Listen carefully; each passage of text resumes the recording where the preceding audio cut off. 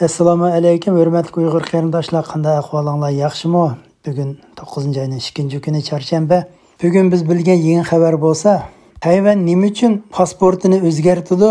Tayvan pasporti sirtidagi Junhua Mingo degan so'zning inglizcha xitini o'chirib yetib, Tayvan degan so'zning inglizchini gavdali qilib yozdi.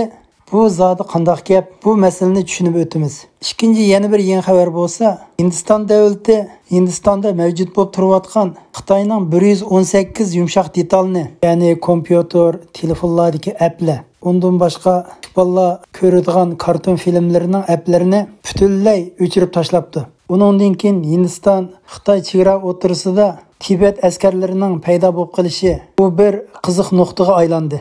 Hindiston Fan-texnik ministrligi jiddiy buyruq chiqarib, Xitoy davlatiga munosabatlik va Xitoy davlatining mahsulotlari bo'lgan kompyuter ishlariga munosabatlik bo'lgan 118 yumshoq detalning hammasini o'chirib tashlabdi. Bizning xabarimiz bo'lgandek, bu yil 6-oy mezgilda Hindiston Xitoy chegarasida to'qinish yuz bergandan keyin Hindiston davlati darhol Hindistonda mavjud bo'lib turayotgan Xitoyning 59 yumshoq detallarini o'chirib tashlagan. Masalan, Douyin, Weixin degandek. Uningdan boshqa 200 dak Xitoyga munosabatli kompyuter sistemlarini tekshirib chiqish nuqtasiga olgan. Natijada Hindiston Fan-texnik ministrligi Xitoyning 118 kompyuter sistemlariga munosabatli yumshoq detal applarni cheklab etgan. Hindiston Fan-texnik ministrining deyishicha, bu Xitoyning 118 yumshoq detal applari asosan jasuslik xarakteriga ega bo'lib, Hindiston xalqining shaxsiy uchurlarini va har xil shakldagi organ, shirkat qatorliq muhim yerlarning uchurlarini har vaqt bilib tura oladi ekan. Bu Hindistonning har qaysi ma'muriy organ, shirkat va shaxsiylarga qadar og'ir darajada ziyonlarni paydo qildi ekan. Shunga Xitoyning o'g'ri va jasuslik yumshoq detal sistemlarini cho'qim o'chirib tashlash kerak ekan. Undan boshqa Xitoyning cho'ng shirkati bo'lgan Tangshun shirkatiga munosabatlik xeyli ko'p yongtallarni o'chirib tashlabdi. Hindiston hukumati mana shunday ishlar kelgan chaqda nihoyat keskin Xitoyning gumonliq va o'g'ri jasuslik kompyuter sistemlari yongtallarni biraqlam o'chirib tashlabdi. Bo'libmi yaqinqi 1-2 kundan beri Hindiston Xitoy o'rtasidagi chegara to'qinishda yana qattiq to'qinish yuz berib, Hindiston taraf yana 4 egizlikni egallayapti. Bu qitimqi to'qinishda bir Tibetlik kapitan ismi Nima Danshin hayotidan ayrilib qurbon bo'ldi. U Tibet kapitan mashina haydab kelayotgan vaqtida Xitoy tarafdan bir mashina kelib uni urib o'rritib, mashina domlab ketgandan keyin bu Tibet kapitan Nima Danshin hayotidan ayrilibdi. Bu Nima Danshin aslida Inuvani kapitan qo'mondon bo'lib, Tibet armiyasining alayda qismining bir qo'mondoni ekan. Bu kapitan qo'mondon hayot chig'ida deb kelayotgan orzusi bo'lsa, men tajovuzchi Xitoylarning askari bilan jang qilib, o'lib ketsam, o'zimni eng baxtli deb hisoblayman degankan. Buningdan biz shuni ko'rib olaymizki, Hindistonda turishliq Tibet armiyasi Xitoy tajovuzchilariga naqadar qisos elishni o'ylayotganligini, Tibet xalqining erkinligi uchun o'zlarini qurbon bo'lishga taqdim qilish uchun tayyor ekanligini bilsak bo'ladi ekan.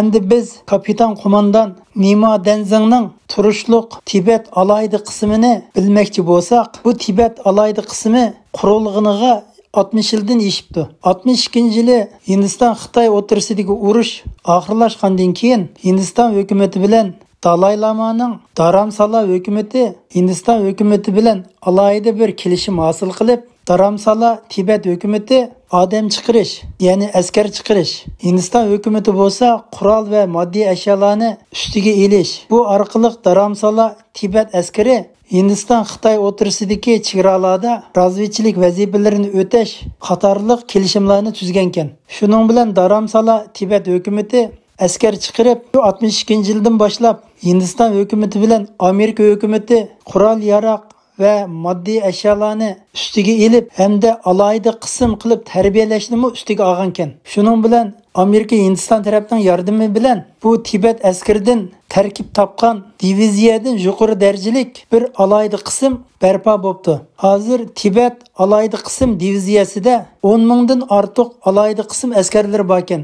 Bu diviziya qismining ichida maxsus Tibet alayda qism qilib bekitilgan 69 komando rota armiyasi bor ekan. Bu diviziyaning ichida qo'mondonlari asosan Hindiston generallari ekan. Tibet askarlari orasidami tayinlangan xili ko'p qo'mondonlar bor ekan. Bu Tibet armiyasining asosli vazifasi Hindiston Xitoy o'rtasidagi chegaralarda razvedchilik qilish, kichik tipdagi parsan urushlarini qilish va boshqa harbiy vazifalarni o'tab turdi ekan. Hindiston Pokiston o'rtasida urush yuz bergan mezgildimi bu diviziya zo'r to'hfa ko'rsatib 600 dak Tibet askarlari Hindiston hukumati tarafidan taqdirlangan ekan. Biz bir kundan beri ko'rgan Hindiston chegarasidagi Tibet bayrog'ini ko'tarib, g'albini tabriklayotgan Tibet alohida qism ekan. Hamda Tibetlarning doisi bo'lsa, xalqaroda o'tir yo'lni tanlab, xalqaroda diplomatlik natijaga erishib, xalqaroning yestashligi va yordamiga erishgan ekan. Bundan keyin xalqaroniki bismi va harbiy yordami bo'lish ehtimolligi intayin zo'r ekan. Lekin shundaqdimi Tibet o'zining vatanini ozod qilganda Tibet armiyasi bo'lmasa bo'lmaydi ekan. Tibetliklar chet elda turib mush darajada armiya qurishning o'zi o'ng'ayga to'xtamabdi.